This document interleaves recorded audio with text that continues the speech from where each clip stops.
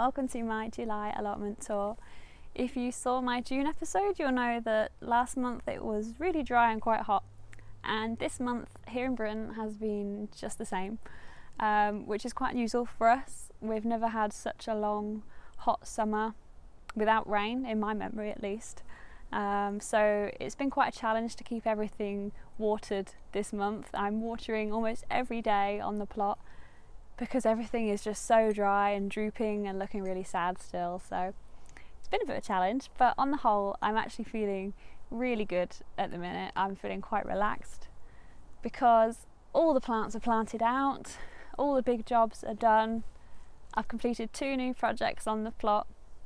They're only small this time, but it feels so good to have almost all of the plot cultivated now after almost 4 years of having my allotment.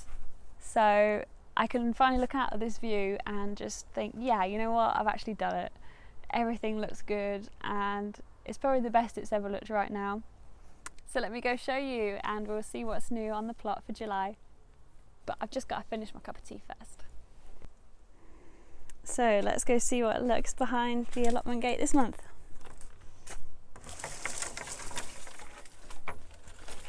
Everything's still looking pretty vibrant, quite summery with my umbrella up there. That's for the barbecue that I'm having tomorrow. Which reminds me, actually, I need to get some potatoes, harvest some of those while we're here. If I spin round, the herb bed is still pretty crazy. I haven't trimmed that at all. And the pond, it's a wildlife pond, so it's going to be wild. I probably should take some more of that duckweed off, but it's a never-ending battle. But the bees are loving all these flowers and all the flowers on the herbs as well. But oh yeah, my hosta's in bloom, look. You know, the first year that I had this, I didn't even know that they flowered. But they're so pretty. Now if I just turn around, the plum tree is actually, they're beginning to ripen now, but do you remember I told you about sawfly? I get a lot of trouble with sawfly, and if you see here that crystallised kind of sugary stuff there, that's the evidence of the sawfly damage. So I don't know how many I'll have this year, but I like the tree being there anyway. The raspberries, even though I had so many bees buzzing around all the flowers, they've not been a great success because of all the heat. They've kind of been a bit sun scorched, look. And I probably should have watered them more, but it was just so difficult in the hot temperatures. I think they've just dried out. So I haven't had many, but I've had a few. Strawberry plants now, even the leaves, they're already starting to turn. We're not really in autumn yet, but because of the hot weather, you're going to hear a lot of that. Black currants, I didn't get too many because I forgot to re-net them. That was a bit silly of me. Cosmos here, that's going to bloom soon, that'll be nice. And that takes us down this end. Look, I got the bunting ready up for the barbecue tomorrow.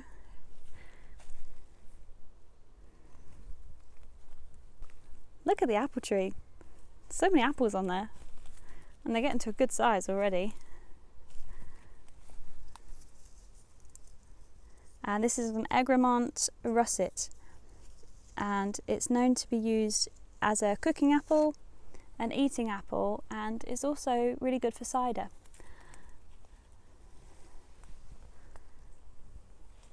My autumn raspberries, they've already got buds on.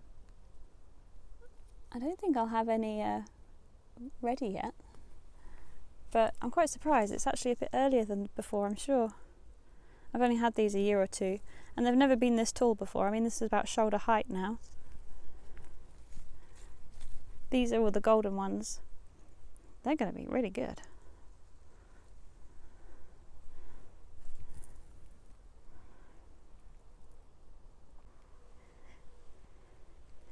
If I carry on behind the apple tree, the rose companion, I'm deadheading this like almost every day now. It's just always in flower, and I just want to keep it in bloom right up until November, so I just keep deadheading it. My sweet peas, I need to cut some more of these, but they smell so good.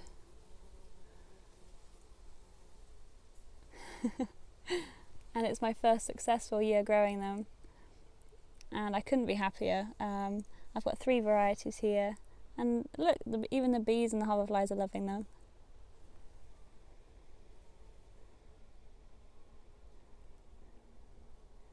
I didn't actually realise that bees like them so much. But yeah, if I move along, I've got the white ones here.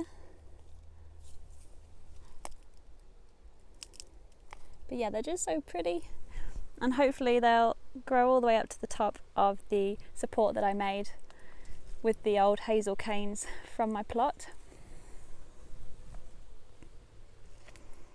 Now looking down, there's a new little addition, and it's this. And this is to help the bees throughout this hot summer. It's basically just a dish that I've filled with these glass pebbles, and this is basically like a landing platform for the bees, and you fill it with a little water so that they can perch and land on here and then have a little drink without drowning. It is a little weedy in the wildlife area, but I'm trying not to keep it too pristine or tidy and disturb the ground. At the back there I've got some hollyhock in bloom, and everything is growing so well despite the lack of rain. And the cosmos, they're in bloom this week too. And this is how it looks from the other side. It's just crazy to think how this looked in, was it March that I did this? It was such a mess, and now I've actually created something that the wildlife love, and I love to sit here after work and I enjoy watching all the bees next to they really love the cornflowers. I've just noticed actually, can you see there? There's a bunch of apples, and there must be 1, 2, 3, 4, 5, about 7 or 8 on a bunch. I really need to thin them out so that they grow to a much better size. Here's the view from the apple tree. You can maybe spot a new feature there. Anyway, let's carry on this way. The carrot bed. I had to re-sow the carrots because first time round they just frazzled in all the scorching hot sun. But the new sowing has germinated and they're doing quite well. So as long as I keep them watered, they should be fine. Now this area, it might not look like much, but where I'm sat right now, it used to be completely covered in pots and plant pots and dying plants that I didn't actually plant out. So I might not have even shown you last month because it was a bit embarrassing how bad it was. But I finally planted out everything. This whole area's got a new layer of wood chip, and I finally created my little Peak District inspired corner over here. So I've planted out all the ferns, the heucheras, the hostas, and lots of shade loving plants. I've also mulched it with some leaves that I'd collected last autumn to try and keep all that moisture in the ground, because these plants really love the shade and wet conditions. So I finally planted everything out, and I've got this place to sit back in and enjoy the shade after a hot day on the allotment. And it feels so good to have finally done this little project, because I didn't think I'd get round to it this year. You get quite a nice view of the plot from this angle. If I go over here, you can see I've got a golden courgette plant, better known as a zucchini if you're in America. And all of the squash plants have gone a little bit crazy in there. I've only got a few little small ones at the moment. I know there's one under here. And what I've actually done is I self-pollinated this with a male flower like that one, and pollinated this flower and then sealed it off so that no other pollinators could get in. So this one's pollinated, and I can hopefully save the seed from this one now and use that for next year's plants. So yeah, squash patch has gone absolutely crazy. I've got lots of little baby ones coming, but no real big ones yet. I'm really hoping that they bulk out. But yeah, I have lots of little ones like this. Baby. And behind the squash are the dahlias and lots of self-seeded nasturtiums as well, actually. Just love the leaves, and it's great. I love nasturtiums because the bees go nuts for them. They're edible and they self-seed, so they're great. But the dahlias, that's what we're really here for. And there we go, they're still not in bloom, which is quite frustrating. I was really hoping to have at least one in bloom for you this month, but this is the closest that we get. And that one's going to be a nice yellow colour. This is one of the mystery dahlias, so I don't actually know the variety yet, but it does have really dark leaves, almost black. But yes, I have a lot of buds coming, so these will probably be in bloom at the very end of July going into August. So hopefully next month I'll have lots more flowers to show you.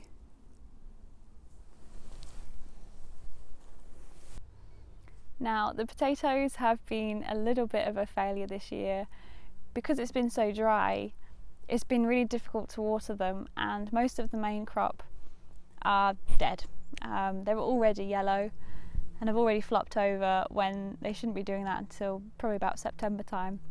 So I don't think I'm going to have many main crop potatoes at all this year. But the Charlottes aren't doing too bad. In fact, we're going to harvest some right now because I need some to make a potato salad for the barbecue tomorrow. So let's go dig some up and see if they're successful or not.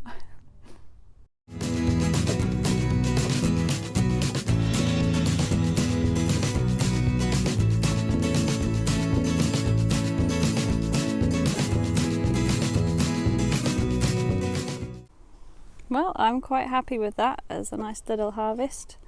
It's going to make a really good potato salad tomorrow.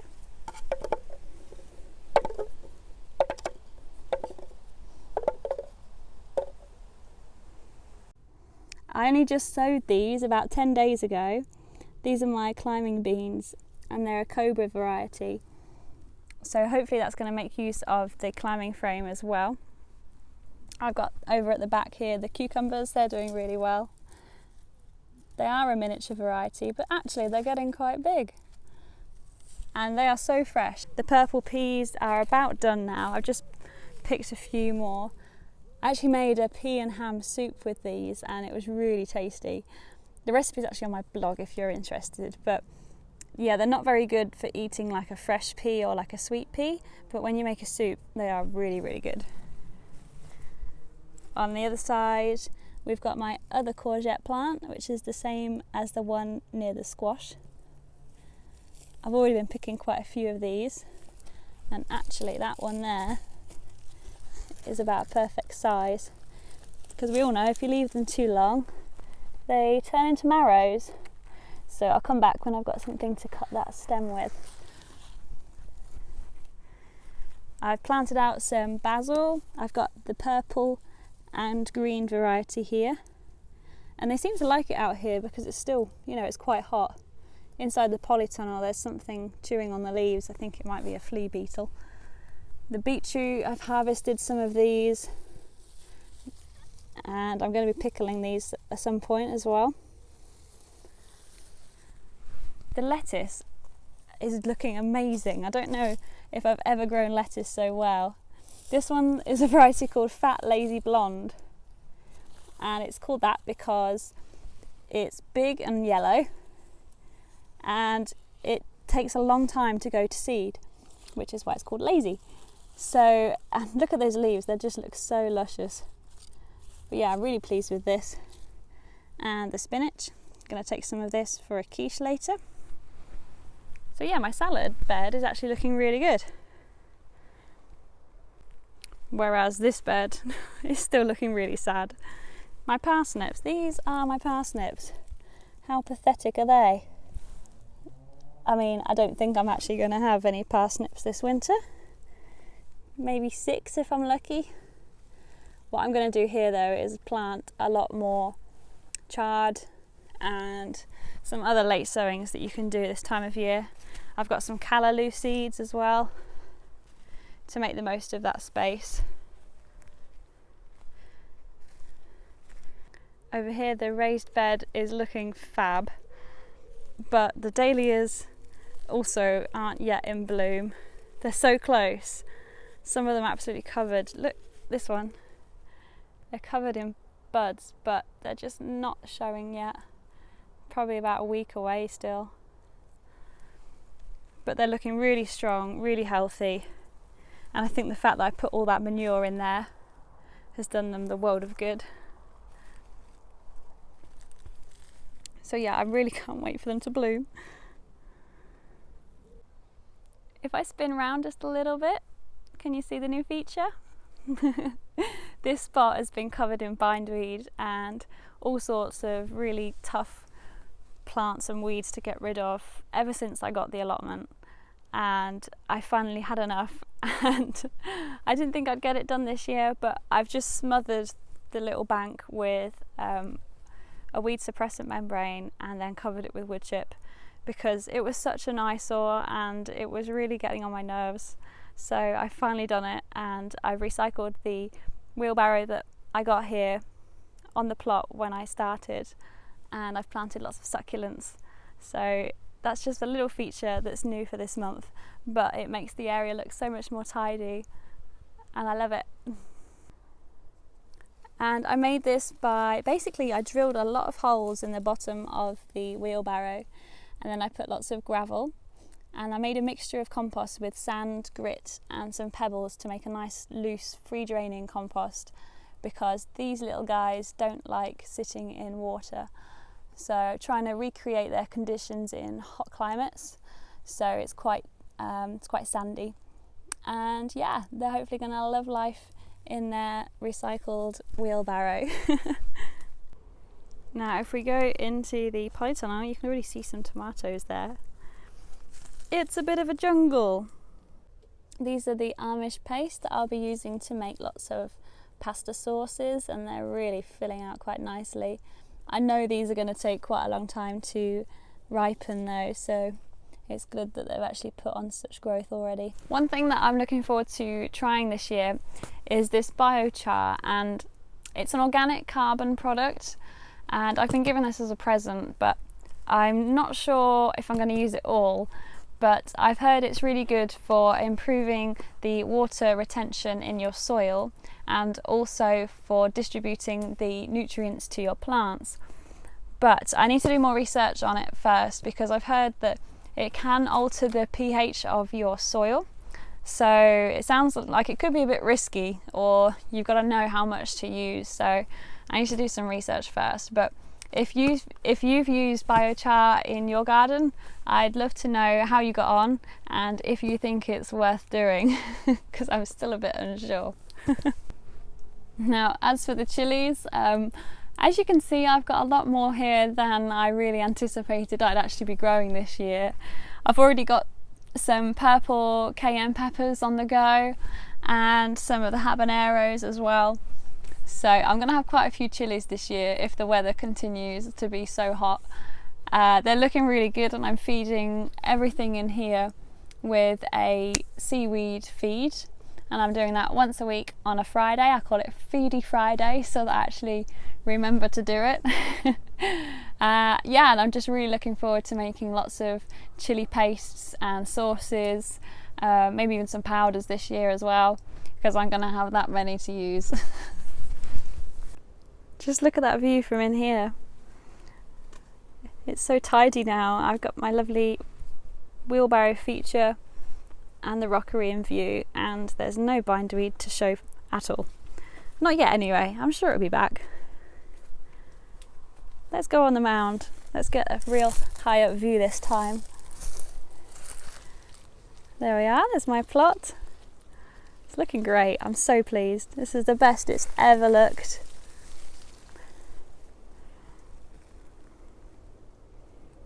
Thank you for joining me on a tour around my allotment this month. I really hope that July has been kind to you and that you're having a good month in your garden. If you've harvested anything interesting this month, I'd love to know. Let me know in the comments. Next month in August, I can't believe I'm saying that. The year is just flying by, don't you think? I really hope I'm going to have loads of dahlias in bloom by then, because I've been anticipating it so much.